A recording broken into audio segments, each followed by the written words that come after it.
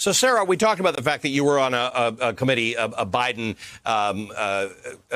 Bernie Sanders committee to sort of blend some policies. But before that, you were actually at the table, as you said, last March when you were talking to Congress about the initial bill. I guess to the point that this bill was passed without any Republican support, and hence it was probably bigger than it would have been. What's the right approach now going forward? Because we haven't got a $15 minimum wage in this country. We do not have extended health insurance on a permanent basis for people, all things that are near to your heart as a labor leader. How do Democrats go forward? Do they do what you did last March, try and sit down the Republicans and carve out something that works, or do they go really big, understanding that they're not getting Republican support at all? Well, one thing I want to be really clear about is that we went to the table with the corporations, not necessarily with the Republicans.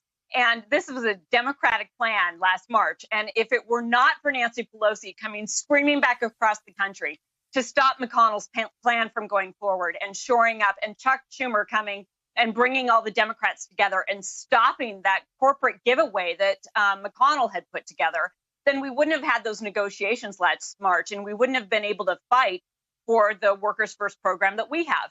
We brought capital to the table. So what the president is doing right now is talking about the fact that he is labor's president and that he's putting workers first. And the fact that the Democrats moved quickly to get relief to the American people. This is very different than what we saw during the Great Recession.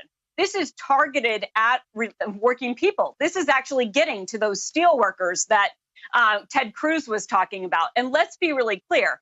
This past month, Ted Cruz did something that he's never done before.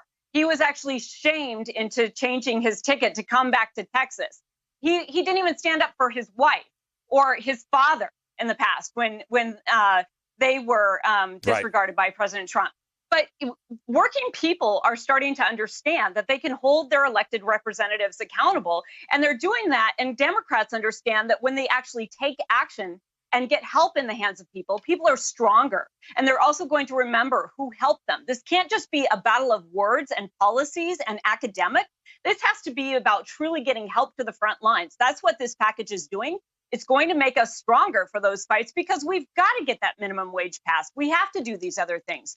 But you have to give people the understanding that when they vote, there actually is a result, and they're getting a result to them. And that is going to build more and more power.